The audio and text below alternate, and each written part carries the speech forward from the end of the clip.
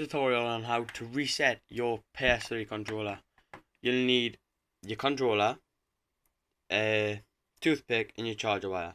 So first you want to plug your charger into the ps3 and your controller.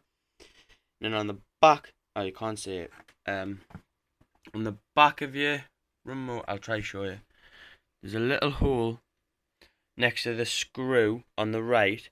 Get your toothpick and press it in there, let go, and your ps3 controller should turn on.